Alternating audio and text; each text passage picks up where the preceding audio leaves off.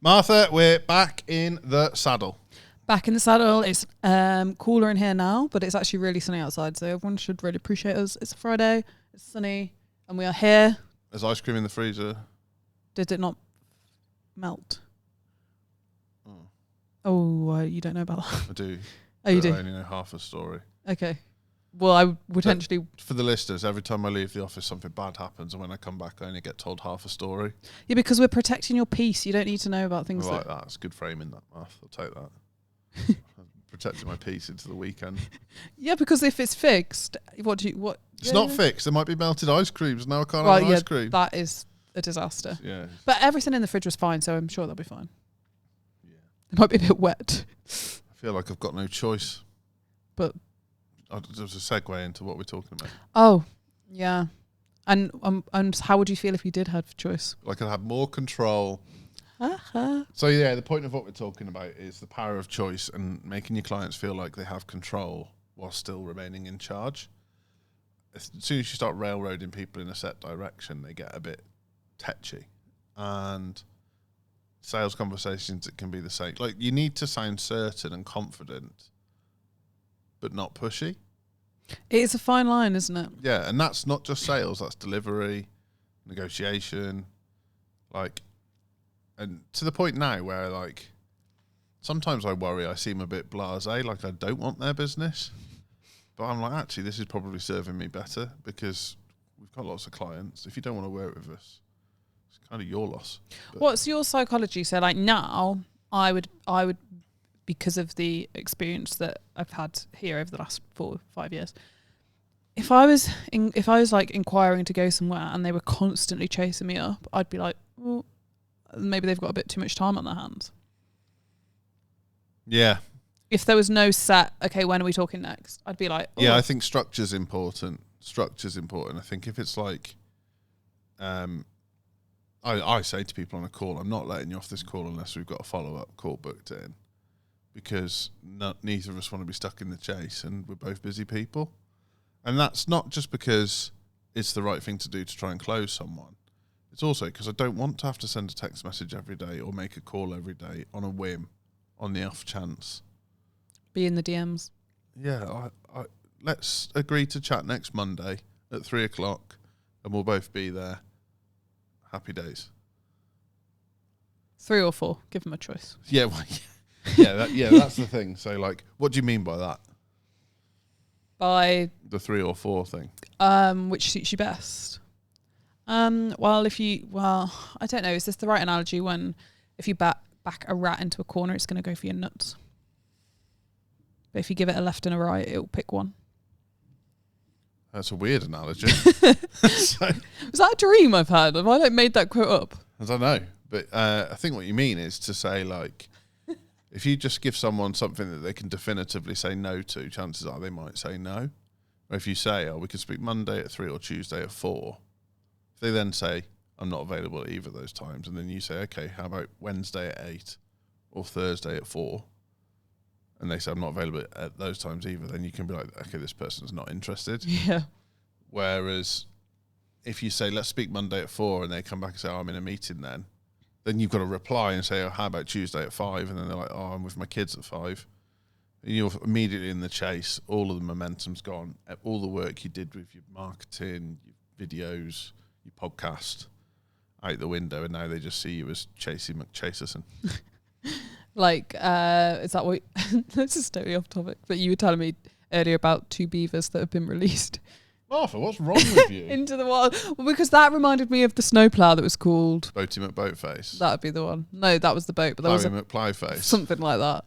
Boaty McBoatface ended up being called HMS Sir David Attenborough, didn't it? Did it? Boaty McBoatface. And then they called the submarine on it, or the rescue boat on it, Boaty McBoatface, because obviously the public voted Boaty McBoatface. But what have they done for the beavers? So in Shropshire, there's a beaver project, and they've released 2 beavers into the wild within a contained area, and heaven knows why, but they decided to do a naming competition for 2 beavers. And you can imagine the comments on... I mean, it's almost genius because the amount of attention it will have got. But they're a local wildlife trust with loads of children looking at their content, and there's some horrendous names for these beavers. I imagine. And Hairy beaver. yeah, and worse. Stop. So yeah. What they've then done is said, we've narrowed it down to 3 choices, pick from these, because they've had to. Because sadly people didn't go for like Boaty McBoatface. Yeah. Beaver Barry and Bill. So yeah. You can't have Beaver McBeaverson. So yeah.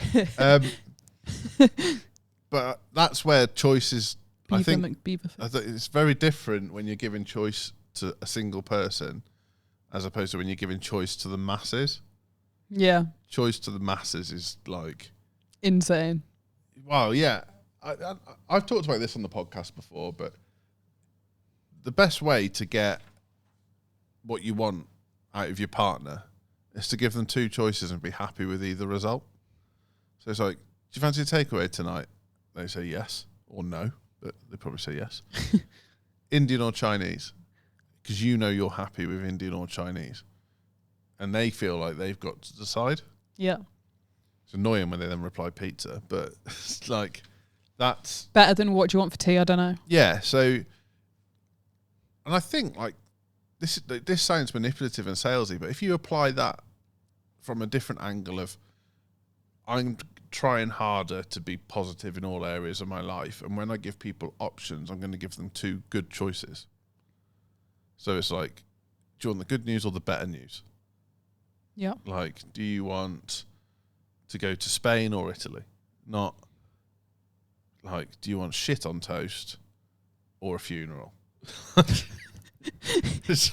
it really does help. And like, I find that when I've got difficult things going on or choices to make, listing out the positives that can come from each choice is a better way to approach it than looking at all the negatives that could come from each choice.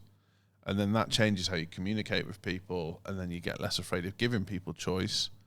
Now, where I would avoid choice is where someone's already made their mind up. Then you're just giving them options, and it'll wind them up. So if they come Give me in an example. Yeah. well, someone might come to us and say, I want your gold marketing package. I want ads, funnels, landing pages, a little bit of website support, and an account manager. Can you do that? Have you seen our silver marketing package? And they'll be like, well, it's ads only, but that might be a good place for you to start. But I said I wanted the gold one. You're just going to piss people off and maybe do yourself out of a sale. And I see that with car dealerships all the time. People go in, like, people that go to car dealerships now are usually well rehearsed on the car that they want, and they've looked it up before they got there. They know the spec, they know what sound system it's got, if it's got heated seats, blah blah blah blah blah. And they walk in, and the salesman comes over and goes, "Oh, I see you're looking at the new Ford Cougar. Could I interest you in the new Kia Sportage?" "No, I want a Ford Cougar." "Yeah, but it's a bit bigger and it's got more features. You'll get more for your money." "But I'd like a Ford Cougar." And then you see doubt, and they're like, "Well, is the Ford Cougar not very good? What's going? Are they going to get more commission on a Kia? Is the finance what's going on?" And so you shouldn't put people back into choice when they're certain. That's like anti-sales, anti-business growth. But when they're not certain, you should give them options, but guide them. Because giving someone blind options when they don't have a fucking clue what the answer is, again, surefire way to piss people off. Yeah. It's how you frame it as well, right? If you say, like, do you want to spend $2,000 on your ads, or do you want to get 10 new customers, 100 new leads? Yeah, do you want this or do you want that? This or like this or that technique? Would you like to start next week or the week after? Like, would you like cream or ice cream? Chinese or Indian? Chinese Neither. or Indian, yeah. For me. And it keeps momentum going. So it makes the other person feel like they have a choice. And also, when you've asked a directional question that's got outcomes, you can be quiet again. And when you, like, from a negotiation perspective, when you're silent, you're in control. So if I say to you, would you like a promotion or would you like to go to Disney? You probably say both. And then I just go quiet. You know that that's a serious thing to think about. Yeah. Would you, how long would you be silent for? Or would you just totally? I think my record's 17 minutes. That was Ian. Was it? Ian story. He tested me because he knew the technique. What, just on a Zoom or phone call? Face to face. Stop it. Sat in here, 17 minutes. So I just looked at my watch and then let him, and he said, I just wanted to see how long he'd stay quiet for. I thought it was funny. Yeah, it is funny. He's in next week. Is he? Some guy. So, and I think by giving people choice, you're coaching them. So you're becoming the trusted guide. You're not dictating to them. And I think that's, as a service business, that's a really good way to approach things anyway. To be like, are you more of a webinar person, or would we be better off selling something pre-recorded?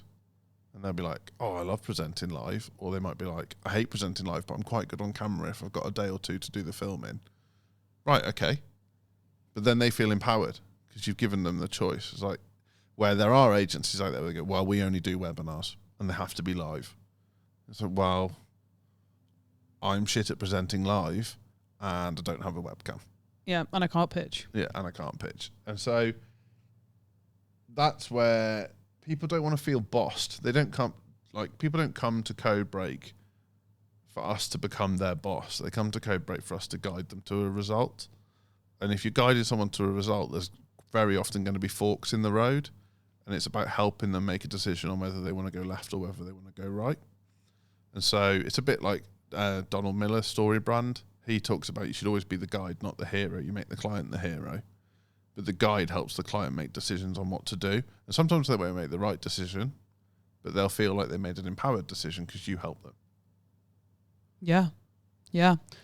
I mean, I do love that book by Donald Miller. It was one of the first marketing books that I ever read. Oh, really? Yeah. Before you were here or when you were here? I think as I was transitioning.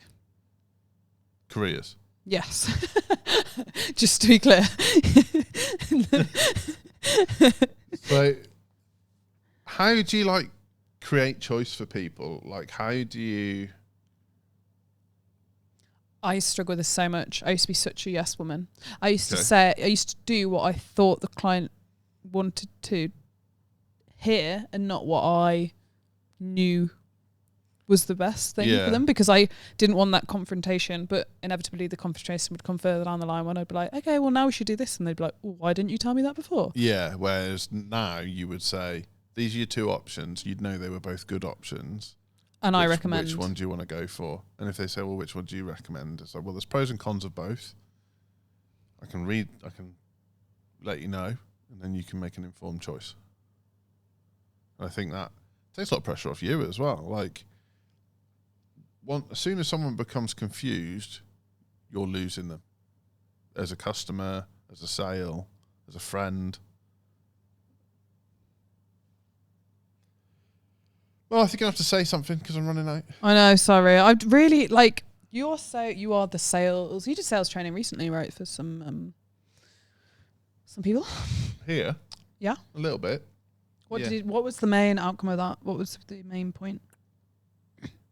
I often find that when I do sort of sales and marketing training with people, they're massively underselling themselves, but they're massively overselling their features. And so they don't give choice. They just fucking rabble on about all the things their widget can do or their service can do. And actually the best thing you can do is listen. So I know your job is to fact find and find out as much information as you can and see where their problems are and where things lie, and then make them feel certain that you're the solution. How important is having clear, like, packages, as in, so like gold, bronze, silver, gold, platinum? I think it has to be I think bespoke packages are a pain in the arse. I totally appreciate super high ticket work sometimes has to be, but it's just easy if you can put people in choice straight away. Here's our 3 main packages. We've got a super premium package if you want it, but here's the 3 core offerings. And then talk them through it and ask some questions and find out where their issues lie. Is it copywriting? Is it landing pages? Is it funnels? Is it ads? Is it website? And then be like, oh, okay, so you've got 2 or 3 problems here. So you probably fall between this one and this one. This one will tackle all of these things, but this one also tackles this, this, and this. But you might not need this. Just give me a gauge which camp you're in. Oh, well, I think I'm a gold customer. Right, okay. Well, this is what gold costs, and you've got two choices here. You can pay in full and pay this, or you can pay monthly, cost you a little bit more, but you can split it up over the year. Which one would you like to choose? Oh, I'd like to choose this one. Okay, cool. Are we talking direct debit or credit card? I'd like to do this one. Okay, cool. When would you like to start? We can get you in for an onboarding call on Tuesday or the following Monday. Oh, Tuesday. Brilliant. And like, you keep the momentum by giving them choice and making them feel like they're being guided towards the result, because that's what you are doing. But what most people do is they'll be like, we can't fit you in till next Tuesday. If you're coming on board, it's going to have to be gold because silver's not going to cut it for you, and I'm going to have to take a deposit right now. Is that okay? No, that is not okay, you fucking maniac. And what's the right answer there? Because I wouldn't be sure if no or yes was the right answer. Do you know, So is that okay? Yeah. Yes, no, what? I always think if someone asks you, is that okay, they inherently know something's not okay. Yeah. Like if I said to Hannah, I want to go watch the football at the weekend, is that okay? What I mean is, would you mind if I went and watched the football this weekend? And that's different framing. What if you'd like cooked dinner, would you say, is that okay? Yeah. I just think someone poisoned me. Is that okay?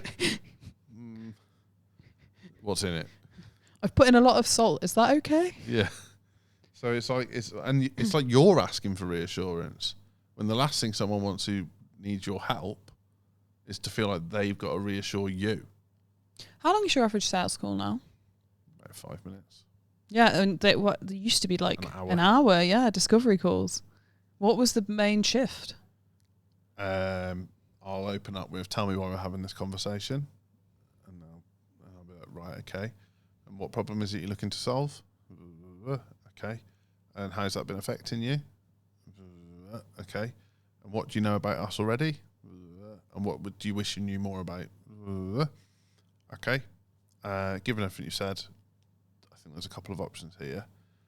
Do you want me to walk you through those now, or would you rather book another call in a few days and I can send you some information in the meantime? Oh, if you talk me through them now, that'd be great. Okay. Is there anything there I haven't covered? Is there anything that you're confused on? Is there anything you need to know to be able to let you make a decision? Okay, well, it can go like this, or it can go like this. If I'm honest with you, I cannot predict what lies ahead in the future. I've got a good idea because we've worked with hundreds of businesses, but the first 3 months is going to be all about testing and measuring and getting you off to a good start. Would you like to start in the next week, or are you thinking next month? And done. Whereas before it would be, so tell me about your business. Let me write you a how many marketing. children have you got? What's the biggest difficulty you're having right now? Right, let's emphasize that pain. Let's dig a little bit deeper. Like if you had to make an investment today, how are you going to pay for it? I was like, fuck, it's not me. In fact, like my natural way now is to just be like, we're obviously having this conversation for a reason. Talk me through how you think I can help. And I always know if someone says, well, I don't know how you can help, that's why I'm here. I always know they're not going to be a good customer. Yeah. You said that and one person sprang to mind immediately. Yeah. And it gave me the heebie-bejeebies. The heebie-bejeebies? Yeah. But yeah, I don't know how you can help. That's why I'm here. That's why you're the expert and I'm sat here. Like, oh, fuck off. Like, you should know, because you should know what result you want. I'd like 10 more customers a month. Okay. Let's work back from there. Why do you want 10 more customers a month? I don't know what I want. You're the expert. Okay, brilliant. Whether that's design, marketing, accounting, solicitor. As soon as someone says that, run a mile. Because what it means is they're indecisive, or they've got mental blocks about something, or they haven't achieved something in the past and they're scared of risk, and they want you to take all responsibility for everything in their life. And that is not a fun place to be. So, Marv, how do you pass this on? How do we get people into choice?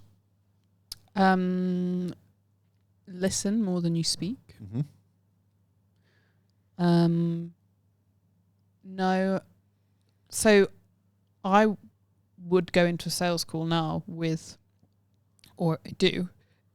I do take a sales call, with the questions that I want to ask.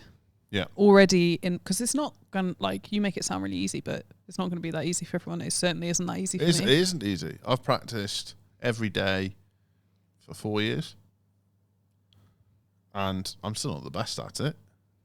But I think you need to emotionally detach yourself from the result, which is really hard. And believe me, when business has been tough for us, my sales performance has dropped through the floor because I'm so keen to get people over the line and people can smell it. And actually, when I'm like, how can I help you? What else do you need? Okay, why is this happening? Who else have you worked with on this before? What didn't work there? What worked really well? I can give you all the information you need. I'm not sure we're quite the right fit at the moment. Normally, they start then selling themselves to you. A great one I love is what has to happen for this to be the best decision that you've ever made? Like, for me as an account manager, it's like, then I know where I'm shooting for. Yeah. Yeah, what would represent a world-class result? And they were like, oh, no one's ever asked me that. Well, you need to be clear on that before we get started, because if you're measuring us based on a notion of nothing, yeah, that's a real problem. Cool. What do people need to do if they want to learn more about this, Muff? Visit cobreak.co.uk. Yeah.